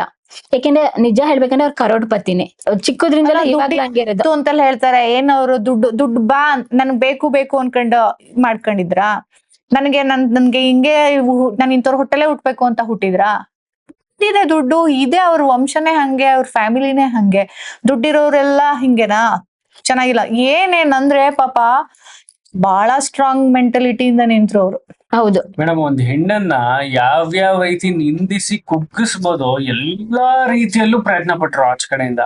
ಆಕ್ಚುಲಿ ಅವ್ರು ಬಿಗ್ ಬಾಸ್ ಅಲ್ಲಿ ಇದ್ದಾಗ ನಾನು ಅವ್ರ ಹತ್ರ ಮಾತಾಡ್ಬೇಕು ಅನ್ಕೊಂಡೆ, ಬಟ್ ಬೇಡ ಅನ್ಬಿಟ್ಟು ಸುಮ್ನಾದೆ. ಆಚೆ ಬಂದ್ಮೇಲೆ ಮಾತಾಡ್ಬೇಕು ಅನ್ಕೊಂಡೆ, ಬೇಡ ಅಂತ ಸುಮ್ನಾದೆ. ಬಟ್ ನನ್ ಪರ್ಸನಲ್ ಫೀಲ್ ಏನ್ ಗೊತ್ತಾ, ಒಂದು ಹೆಣ್ಣು ಮಗಳನ್ನ ಯಾವ್ಯಾವ ರೀತಿ ಯಾವ್ಯಾವ ಡಾಟ್ಸ್ ಅಲ್ಲಿ ಪ್ರೆಸ್ ಮಾಡಿದ್ರೆ ಟ್ರಿಗರ್ ಆಗುತ್ತೋ ಎಲ್ಲಾ ಪಾಯಿಂಟ್ಸ್ ಪ್ರೆಸ್ ಮಾಡಿ ನೋಡಿದ್ರು. ಆಕ್ಚುಲಿ ಅವರನ್ನ ಕುಗ್ಸೋದಿಕ್ ಆಗ್ಲಿಲ್ಲ. ಅಷ್ಟು ಗಟ್ಟಿಗಿತ್ತಿ ಅಂದ್ರೆ ಅಶ್ವಿನಿ ಗೌಡ. ನಾವು ಅವ್ರನ್ನ ಪರ್ಸನಲ್ ನೋಡಿದೀವಿ. ಒಂದಿನ ಅವ್ರ ಜೊತೆ ಸ್ಪೆಂಡ್ ಮಾಡಿರ್ಬೋದು. ಹೇಳ್ತೀವಲ್ಲ, ಅಕ್ಕಿ ಕಾಳು ಬೆಂದಿದೆಯಲ್ಲೋ ನೋಡ್ಬೇಕು ಅಂತ ಅಂದ್ರೆ ಇಡೀ ಕ್ಯೂಚೋ ಬೇಕಾಗಿಲ್ಲ, ಹಾಕ್ಬಿಟ್ಟು ಕುಕ್ಕರ್ ಒಳಗಡೆ ಒಂದು ಕಾಳನ್ನ ಎತ್ತಿ ನೋಡಿದ್ರೆ ಸಾಕು, ಅಕ್ಕಿ ಬೆಂದಿದೆಯಲ್ಲೋ ಅನ್ನೋದು ಗೊತ್ತಾಗತ್ತೆ. So is GeM of a person. Madam, ಇವತ್ತಿನ ಸಮಾಜದಲ್ಲಿ ಆ ತರ ಗಟ್ಟಿಯಾಗಿ ನಿಂತ್ಕೊಳ್ಳಿಲ್ಲ ಅಂದ್ರೆ ತುಳ್ದಾಕ್ಬಿಡ್ತಾರೆ. ಎಕ್ಸಾಕ್ಟ್ಲಿ. ನಾನೇ ಅವ್ರ ಬಗ್ಗೆ ಗೊತ್ತಿಲ್ಲ ಅಂದ್ರೆ ಹತ್ರದಿಂದ ನೋಡಿಲ್ಲ, ನಂಗೆ ತುಂಬಾ ಬೇಜಾರಾಗ್ತಿತ್ತು. ಕೆಲವೊಂದು ಮಾತು ಅವ್ರ ಬಗ್ಗೆ, ಗತ್ತು ಅನ್ನೋದು ಅವೆಲ್ಲ. ದುಡ್ಡು ಬೇಕು ಅಂತ ಅವ್ರೇನ್ ಪಡ್ಕೊಂಡಿಲ್ಲ, ನಾನು ಇಂಥ ಹೊಟ್ಟೆಲೆ ಹುಟ್ಬೇಕು ಅಂತ ಇರ್ಲಿಲ್ಲ, ಬಟ್ ಅವ್ರ ಗಟ್ಟಿತನ ಇದೆಯಲ್ಲ ಅವ್ರಿಗೆ. ಆಮೇಲೆ ಹಿಂಗಂದದನ್ನ ಅವ್ರು ಗಿಲ್ಲಿ ಜೊತೆ ಮನಸ್ತಾಪ ಮಾಡ್ಕೊಂಡ್ರು. ಬಾ ಗಿಲ್ಲಿ, ಬಾ ಕೂತ್ಕೋ, ಬಾ ನಾನು ಇವಾಗ ನನ್ ಮಾತಾಡು, ನನ್ ಜೊತೆ ಏನಾಗ್ತಿದೆ ಇನ್ನೊಬ್ರು ಬಂದಾಗ. ಇಷ್ಟೆಲ್ಲ ಒಂಥರ ತಾಯಿ ಹೃದಯ ಇದ್ದಂತ ಹೆಣ್ಗುಸು ಕೂಡ ಅವರು. Even not only Ashwini Gowda, ಎಲ್ಲಾ ಹೆಣ್ಮಕ್ಳು ಬಗ್ಗೆನೂ ಮಾತಾಡುವಾಗ ಸ್ವಲ್ಪ ಯೋಚನೆ ಮಾಡಿ ಮಾತಾಡ್ಬೇಕು ಅನ್ನೋದು ನಾನ್ ಹೇಳ್ತೀನಿ. Thank you Nandini. ಆಕರ್ಷ್ ಅವ್ರೆ, ಈಗ ನೀವು ಒಂದು ವಿಡಿಯೋ ಮಾಡ್ಲಿಕ್ಕೆ ಎಷ್ಟು ಖರ್ಚು ಮಾಡ್ತೀರಾ? ಮಾಡಿದ್ದ ಖರ್ಚು ನಿಮ್ಗೆ ವಾಪಸ್ ಬರುತ್ತಾ ಅಥವಾ ಎಷ್ಟು ವಾಪಸ್ ಬರಬಹುದು ಅಥವಾ ಕಳ್ಕೊಳ್ಳಬಹುದು? ಓಕೆ, ಇವಾಗ ನೀವು ಆಲ್ರೆಡಿ ನಂದಿನಿಗೆ ಒಂದ್ ಪ್ರಶ್ನೆ ಕೇಳಿರೋದಕ್ಕೆ ಅದಕ್ಕೆ ರಿಲೇಟೆಡ್ ಆಗಿನೇ ನಾನು ಹೇಳ್ಬಿಡ್ತೀನಿ ಅಶ್ವಿನಿ ಗೌಡ ಅವ್ರದನ್ನೇ ಹೇಳ್ಬಿಡ್ತೀನಿ. ನೀವು ಅಶ್ವಿನಿ ಗೌಡ ಬಿಗ್ ಬಾಸ್ ಹೋಗಕ್ ಮುಂಚೆಯಿಂದ ಸ್ಟಾರ್ಟ್ ಆದಂತ ನಮ್ಮ ಚಾನೆಲ್ ನ publicity. Ashwini Gowda Bigg Boss ಇಂದ ಹೊರಗ್ ಬಂದ್ರು ಇವತ್ತು ನಮ್ ಚಾನೆಲ್ ಅಲ್ಲಿ ಆ ವಿಡಿಯೋಸ್ ಗಳೇ ಟ್ರೆಂಡಿಂಗು. ಯೂಟ್ಯೂಬ್, ಫೇಸ್ಬುಕ್, ಇನ್ಸ್ಟಾಗ್ರಾಮ್ ಇಂದ ಹೆಚ್ಚು ಕಡಿಮೆ 40,000 ವಿಡಿಯೋ ಸ್ಟ್ರೈಕ್ ಆಪ್ಷನ್ಸ್ ಬಂದಿದೆ ನಮ್ಗೆ. ಕಾಪಿರೈಟ್ ಮ್ಯಾಚ್ ಅಂತೀವಿ ನಾವು ಅದನ್ನ, ಸ್ಟ್ರೈಕ್ ಮಾಡಿ ಅಂತ. ಫೇಸ್ಬುಕ್ ಅಲ್ಲೂ ಡಿಟೆಕ್ಟ್ ಆಗುತ್ತೆ, ಇನ್ಸ್ಟಾಗ್ರಾಮ್ ಅಲ್ಲೂ ಡಿಟೆಕ್ಟ್ ಆಗುತ್ತೆ, ಯೂಟ್ಯೂಬ್ ಅಲ್ಲೂ ಡಿಟೆಕ್ಟ್ ಆಗುತ್ತೆ. ನೀವು ಮಾಡಿರೋ ವಿಡಿಯೋ ಬೇರೆಯವರೆಲ್ಲ ತಗೊಂಡು ಅವ್ರುಗಳು ಟ್ರೋಲ್ ಮಾಡ್ತಾ ಇದ್ರು, ಬಳಸ್ಕೊಂತ ಇದ್ರು. ಓಕೆ, ಅದ್ ಎಷ್ಟು ಲಕ್ಷ ವಿಡಿಯೋ ಅಂತ ನನಗ್ ಗೊತ್ತಿಲ್ಲ ಮೇಡಮ್. ನನಗ್ ಸ್ಟ್ರೈಕ್ ಬಂದಿರೋದು ಒಂದು 40,000 ಸ್ಟ್ರೈಕ್ ಲಿಸ್ಟ್ ಅಲ್ಲಿ ಬಂದ್ ನಿಂತಿದೆ. ಸ್ಕ್ರೀನ್ ಶಾಟ್ಸ್ ಸಮೇತ ಕೊಡ್ತೀನಿ, ಹಾಕೊಳ್ಳಿ. ಆದ್ರೆ ನೀವು ಬಿಟ್ರಿ, ಮಾಡ್ಲಿಲ್ಲ. ನಾನ್ ಮಾಡ್ಲಿಲ್ಲ. ಯಾಕೆ? ಬೆಳಿಬೇಕು ಅನ್ನೋದು ನನ್ ಮನ್ಸಲ್ಲಿತ್ತು ಮೇಡಮ್. ಅಶ್ವಿನಿ ಗೌಡ ಬೆಳಿಬೇಕು, ಗೆಲ್ಬೇಕು ಅನ್ನೋದು ನನ್ ಮನ್ಸಲ್ಲಿತ್ತು ಮೇಡಮ್. ಇದುವರೆಗೂ ನಾವು ಬಿಗ್ ಬಾಸ್ ಅಲ್ಲಿ ಕಾಂಪಿಟೇಷನ್ ನೋಡ್ಕೊಂಡ್ ಬಂದಿರೋದು ಬರೀ ಹುಡುಗರಿಗೆ ಮಾತ್ರ. ಹುಡುಗನ್ ಲೆಕ್ಕಕ್ಕೆ ಹುಡುಗಿ ಒಬ್ಳು ಯಾರಾದ್ರೂ ಕಾಂಪಿಟೇಷನ್ ಕೊಟ್ಟಿದ್ದಾಳೆ ಅಂತ ಅಂದ್ರೆ ಅದು ಅಶ್ವಿನಿ ಗೌಡ. ನಾನ್ ನೋಡಿರೋದ್ರಲ್ಲಿ ನಾನು ಆಕ್ಚುಲಿ ಏಕವಚನದಲ್ಲಿ ಅಶ್ವಿನಿ ಗೌಡ ಅಂತಾನು ಮಾತಾಡ್ಸಲ್ಲ, ನಾನು ಅವ್ರನ್ನ ಏನ್ ಮೇಡಮ್ ಅಂತಾನೆ ಕರಿತೀನಿ. ಅವರೇ ಇನ್ಫ್ಯಾಕ್ಟ್ ಹೇಳಿದಾರೆ ನೀವು ಮೇಡಮ್ ಅನ್ಬೇಡಿ ನನ್ಗೆ ಅಂತ. ಬಟ್ ಆದ್ರೂ ಕೂಡ ನಾನು ಅವ್ರಿಗೆ ರೆಸ್ಪೆಕ್ಟ್ ಕೊಟ್ಟೆ ಮಾತಾಡ್ಸೋದು. ಇವತ್ತು ನಾನು ಫಾರ್ ದ ನೇಮ್ಸೇ ಕೇಳ್ದೆ ಅಷ್ಟೇ. ಆಮೇಲೆ ಇದನ್ನ ಬೇರೆ ರೀತಿ ಟ್ರೋಲ್ ಮಾಡ್ಬಿಡ್ತಾರೆ ಜನ. ನಮ್ ಜನ ಏನಾದ್ರೂ ಒಂದು ಪಾಯಿಂಟ್ ಕಾಯ್ತಿರ್ತಾರೆ. ಎಸ್, ಇನ್ನೊಂದು ಪಾಯಿಂಟ್ ನಾನು ಹೇಳಿದ್ದು ಪಬ್ಲಿಸಿಟಿ ವೈಸ್. ಅವ್ರು ಹೋದಾಗಿಂದ ಇವತ್ತಿನವರೆಗೂ ನಾವ್ ವಿಡಿಯೋ ಟ್ರೆಂಡಿಂಗ್ ಅಂತ ಅಂದ್ರೆ ನೀವು ಅರ್ಥ ಮಾಡ್ಕೊಳ್ಳಿ ಎಷ್ಟು ವ್ಯೂಸ್ ಹೋಗಿದಾವೆ ಅಂತ. ನೀವು ತೆಗೆದು ನೋಡಿ ನಮ್ ಚಾನೆಲ್ಸ್ ಗಳನ್ನ, ಮಿಲಿಯನ್ಸ್ ಗಳನ್ನ ದಾಟ್ಕೊಂಡು ಚೆಚ್ಕೊಂಡು ಹೋಗ್ಬಿಡಿದೆ. ಅರ್ಥ ಆಯ್ತಾ? ಸೊ ಹಾಗಾದ್ರೆ ನಿಜವಾಗ್ಲೂ ಡಿಜಿಟಲ್ ಮಾಧ್ಯಮ ಅವರು ಅಶ್ವಿನಿ ಗೌಡ ಅವ್ರ ಸಂದರ್ಶನಕ್ಕೆ ಎಷ್ಟು ಖರ್ಚು ಮಾಡಿದ್ರು? ಒಂದು ಫ್ಯಾಕ್ಟ್ ಕೊಡ್ಲಾ? 2,000 ರೂಪಾಯಿ ಖರ್ಚು ಮಾಡಿರ್ಬೋದು. ಟ್ರಾವೆಲ್, ಪೆಟ್ರೋಲ್ ಎಕ್ಸ್ಪೆನ್ಸ್ ಇರ್ಬೋದು. ಆದ್ರೆ ಕ್ಯಾಮ್ರಾ ಎಲ್ಲ ನೀವು ಇನ್ವೆಸ್ಟ್ಮೆಂಟ್ ಅಲ್ಲ, ಅದೊಂದು EMI ಎತ್ತಿಟ್ಕೊಳ್ಳಿ. ಆಯ್ತು, ಇಬ್ರು ಮ್ಯಾನ್ ಪವರ್ ಎತ್ತಿಡೋಣ. ಎಲ್ಲ ಸೇರ್ ಒಂದ್ 5,000. ಓಕೆ, ವಿಡಿಯೋ ಎಡಿಟಿಂಗ್ ಸೇರ್ಸೋಣ, ಅದೊಂದ್ 5,000. ಓಕೆ, 10,000. ಓಕೆ, 15 ಅಂತ ಇಟ್ಕೊಳ್ಳಿ. ಆಯ್ತು. ಆಕ್ಚುಲಿ ಅಶ್ವಿನಿ ಗೌಡ ಅವರೇ ನಮಗ್ ಬಿರಿಯಾನಿ ತರ್ಸ್ಕೊಟ್ರು. ನನಗ್ ವೆಜ್ ಬಿರಿಯಾನಿ, ಇವ್ರಿಗೆ ನಾನ್ ವೆಜ್ ಬಿರಿಯಾನಿ. ಸೊ ಅದನ್ನು ಇಟ್ಕೊಳ್ಳೋಣ. ಹೆಚ್ಚು ಕಡಿಮೆ ಅದನ್ನು ಸೇರಿದ್ರೆ 15,000. ಬೇಡ ಬಿಡಿ, ಒಂದು 20 ಅಂತ. KNR ಬಿರಿಯಾನಿ 20,000 ಇಟ್ಕೊಳ್ಳಿ ಮೇಡಮ್. ಹೆಚ್ಚು ಕಡಿಮೆ 9 ಲಕ್ಷ ದುಡ್ದಿದೀವಿ. ಒಂದು ವಿಡಿಯೋದು ಸ್ಕ್ರೀನ್ ಶಾಟ್ ಕಳಿಸ್ತೀನಿ, 1 ಲಕ್ಷ ಕ್ರಾಸ್ ಆಗಿದೆ. ಆ ತರ ನಾವ್ ಹೆಚ್ಚು ಕಡಿಮೆ 16 ಎಪಿಸೋಡ್ ಮಾಡಿದೀವಿ. ನೀವು ಕೌಂಟ್ ಮಾಡ್ಕೊಂಬೋದು ಎಷ್ಟು ದುಡ್ಡು ಆಗಿದೆ ಅಂತ. ಅಶ್ವಿನಿ ಗೌಡ ಅವ್ರದ್ದೆ 16 ಎಪಿಸೋಡ್ ಬರೀ ಒಂದ್ ಪ್ಲಾಟ್ಫಾರ್ಮ್ ಹೇಳಿದೆ ನಾನು ನಿಮಗೆ. ಓಕೆ, ಓಕೆ, ಆ ತರ ಯೂಟ್ಯೂಬ್ 16 ಎಪಿಸೋಡ್ಗಳು ಫೇಸ್ಬುಕ್ ಅಲ್ಲೂ ಓಡಿದೆ, ಯೂಟ್ಯೂಬ್ ಅಲ್ಲೂ ಓಡಿದೆ. ಮತ್ತೆ ಒಂದು ಎಪಿಸೋಡ್ 20 ನಿಮಿಷ ಇದೆ ಅಂದ್ರೆ ಅದನ್ನ ನಾವು ಸ್ಪ್ಲಿಟ್ ಮಾಡಿ ಹೈಲೈಟ್ಸ್ ಪಾಯಿಂಟ್ಸ್ ಅಂತೀವಿ.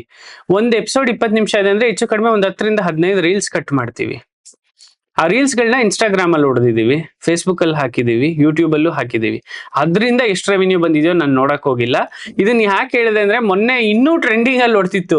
ಅಯ್ಯೋ ಬಿಗ್ ಬಾಸ್ ಇಂದ ಬಂದ್ರು ಇನ್ನೂ ಓಡ್ತಿದ್ಯಲ್ಲ ವಿಡಿಯೋ ಅಂತ ಚೆಕ್ ಮಾಡಿದಾಗ ಆ ವಿಡಿಯೋದಲ್ಲಿ ಜನರೇಟ್ ಆದಂತ ರೆವಿನ್ಯೂ ಬಂದ್ಬಿಟ್ಟು 1,22,000 ಏನೋ ಇತ್ತು ಒಂದು ವಿಡಿಯೋದು. ನೀವು ಕೋಟ್ಯಾಧೀಶ್ವರು. ಎಲ್ಲಾ ವಿಡಿಯೋನ ಅದೇ ತರ ಹಿಟ್ ಆಗಲ್ವಲ್ಲ? ಎಲ್ಲಾ ವಿಡಿಯೋ ಅದೇ ತರ ಹಿಟ್ ಆದ್ರೆ 100% ನೀವ್ ಹೇಳಿದ್ ಸತ್ಯ, ನಾನು ಕೋಟ್ಯಾಧಿಪತಿ ತಿಂಗಳಿಗೆ.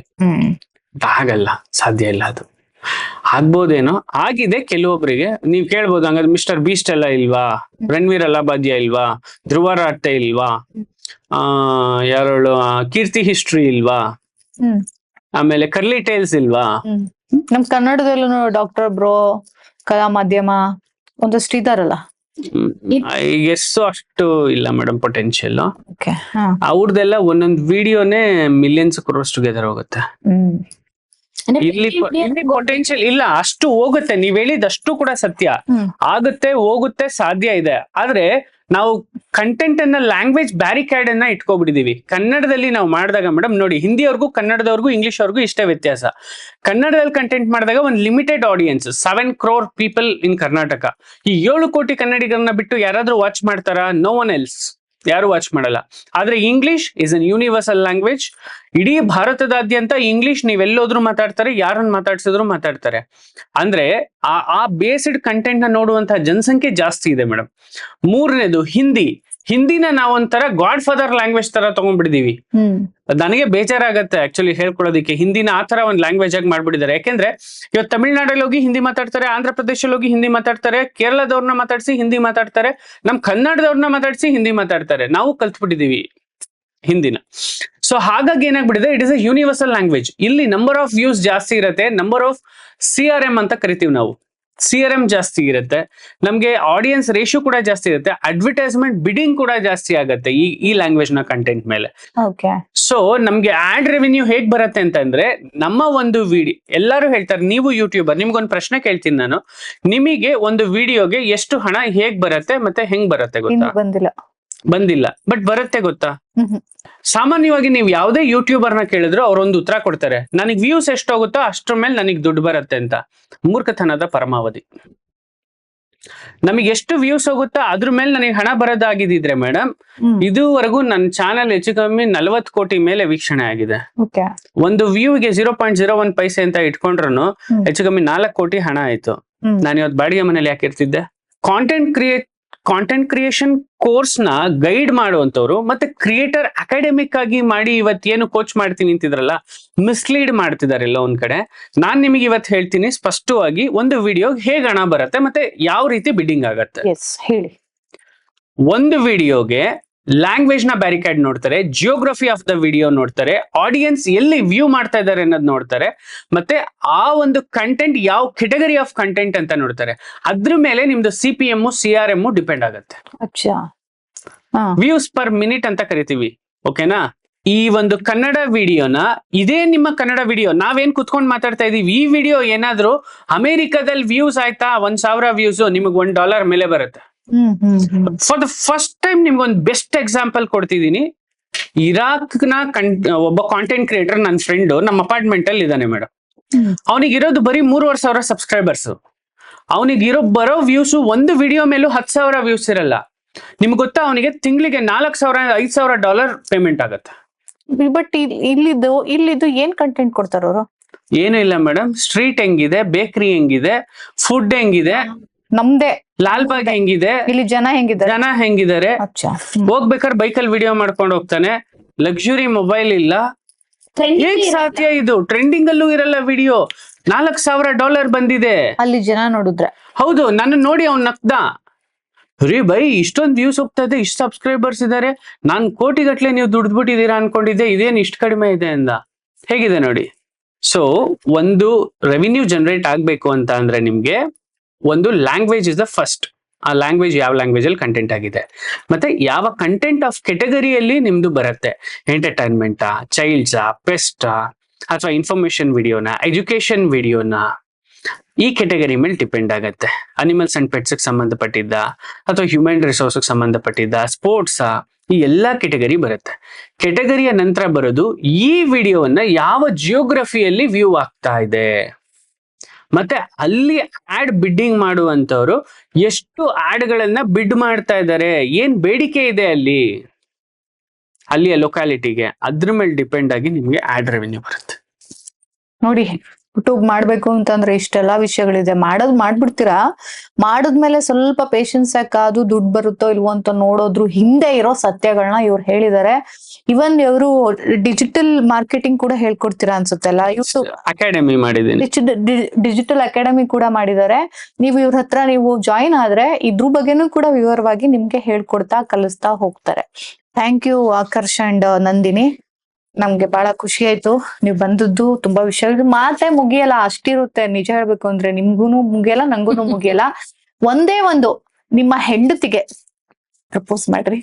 ಅಯ್ಯೋ ಮೇಡಮ್, 8 ವರ್ಷದ ಕೆಳಗ್ ಪ್ರಪೋಸ್ ಮಾಡಿದ್, ಮತ್ ಇವಾಗ ಪ್ರಪೋಸ್ ಮಾಡಿ ಅಂತ ಕೇಳಿದ್ರೆ ಅಷ್ಟೇ ವಿಶೇಷ. ಯಾವ ತರ ಮಾಡ್ತೀರಾ ಗೊತ್ತಿಲ್ಲ. ಯಾವ ತರ ಮಾಡೋದು ಮೇಡಮ್? ಅಲ್ಲೇ ನಿಮ್ ಹಿಂದ್ಗಡೆ ಬಲೂನ್ ಇದೆ, ಕಿತ್ಕೊಡಿ ಮೇಡಮ್. ಅವೆಲ್ಲ ಬಿಡಿ, ಬಲೂನ್ ಹಾಕೋದು, ನೀನು ನಿನ್ನ ಪ್ರೇಮ ಗೀತೆ ಚಿನ್ನ ಅದೆಲ್ಲ ಬಿಟ್ಟು ಪಾಟ್ ಅಲ್ಲಿ ಏನಾದ್ರು ಒಂದು ಭಾವನಾತ್ಮಕವಾಗಿ 2 ಲೈನ್ಸ್. ನಿಮ್ಗೊಂದು ಟಾಸ್ಕ್, ನೀವು ಎಮೋಷನಲ್ ಆಗಿ ಅವ್ರನ್ನ ಪ್ರಪೋಸ್ ಮಾಡ್ಬೇಕು. ನೀವು ಅವ್ರಿಗೆ ಟೆಕ್ನಿಕಲಿ ಅಂದ್ರೆ ಎಮೋಷನಲ್ ಅಲ್ಲ, ಒಂಥರ ಟಾಮ್ ಬೈ ತರ ಪ್ರಪೋಸ್ ಮಾಡ್ಬೇಕು.